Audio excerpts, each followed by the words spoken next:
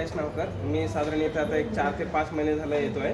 पहिल्यांदा मिसेस यायला लागली माझ्या आधी 2-3 महिने तिने चालू केलं. तिने साधारण फेब्रुवारी-मार्चमध्ये वगैरे चालू केलं आणि मी एप्रिल-मे मध्ये वगैरे चालू केलं. तर ॲक्च्युली तिचं म्हणजे पाय दुखत होते म्हणून ते कारण झालं आम्हाला येण्यासाठीचं. आणि कसं असतं की गरज पडल्याशिवाय माणूस शोधायला लागत नाही. म्हणजे कुठल्या बऱ्याच चांगल्या गोष्टी असतात आपल्या आजूबाजूलाच असतात, पण आपल्याला जोपर्यंत त्याची गरज पडेल तोपर्यंत स्वतःहून जाण्याचे खूप कमी म्हणजे हे असतं. तर त्या मानाने ते एक प्रकारचं आम्हाला एंट्री मिळाली इथं. आणि एंट्री मिळाल्यानंतर तिने 1-2 महिने केल्यानंतर तिला खूप म्हणजे शारीरिक त्याच्या पायाच्या दुखण्यामध्ये तर खूप चांगला फरक पडला.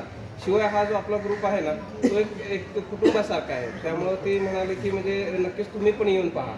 मग मला तर रोज तर येणं शक्य नव्हतं, पण मुलींना वगैरे शाळेतून सोडल्यानंतर वगैरे मी आठवड्यातून 1-2दा वगैरे किंवा जास्तीत जास्त वेळा सुट्टी असेल तर जेवढे दिवस जमेल तेवढे येण्याचा प्रयत्न करत होतो आणि सध्यासुद्धा तसंच करतो. तर त्यातून असं झालं की नंतर म्हणजे फक्त आपले इथं व्यायाम किंवा योगा एवढंच नाही करून घेतलं जात, तर माझ्या माहितीप्रमाणे आपल्याला कमीत कमी दर महिन्याला ऑन एन ॲव्हरेज एक तरी मोठा काहीतरी प्रोग्राम असतो, इव्हेंट असतो. जसं की मी स्वतःचं तर 4-5 महिन्यामध्ये जॉईन केलं तर वारीचा एक उपक्रम जो होता तो एक मला खूप चांगला आवडला. मी स्वतःहून त्याच्यात पार्टिसिपेट केलं आणि एक एव्हरेस्ट वीर आपल्या इथे आले होते, त्यांचा अनुभव कथनचा होता तो तर खूपच चांगला इव्हेंट होता. म्हणजे मला तर अक्षरशः असं वाटलं की त्याने आपण स्वतः गेलेलो आहे तिथं, एवढ्या चांगल्या शब्दात त्याने कथन केलं आणि त्याच्यातून आपल्याला पण जायची प्रेरणा मिळते. आणि अजून 2-3 उपक्रम झाले ज्याला मी नाही उपस्थित राहू शकतो, पण रक्षाबंधनचं झालं, नागपंचमीचं झालं आणि गुरुपौर्णिमेचं वगैरे झालं. हे 2-3 चांगले झाले.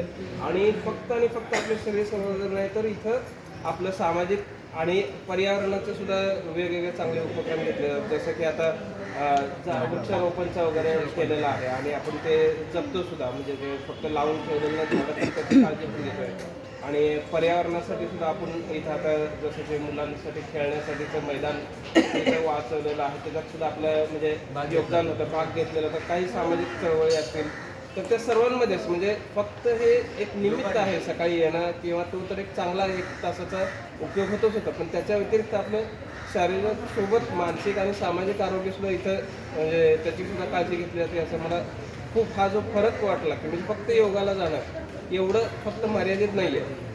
तर मला खूप चांगलं हे वाटलं. आणि जसं की मी म्हटल्याप्रमाणे कुटुंबाप्रमाणे सगळे एकमेकांची चांगले व्यवस्थित काळजी घेतात किंवा सगळ्या एकमेकांचं आपलं बॉन्डिंग कसं तयार झालेलं आहे. तर अगदी खेळीमेळीच्या वातावरणामध्ये आता सहली वगैरे असतील किंवा अजून काही आपल्याला बरेचसे चांगले उपक्रम करता पण येतील आणि खूप जणांकडे बऱ्याचशा आयडिया पण असतील, त्यांनी पण त्या शेअर करा जेणेकरून त्याचा उपयोग सर्वांनाच होईल. धन्यवाद.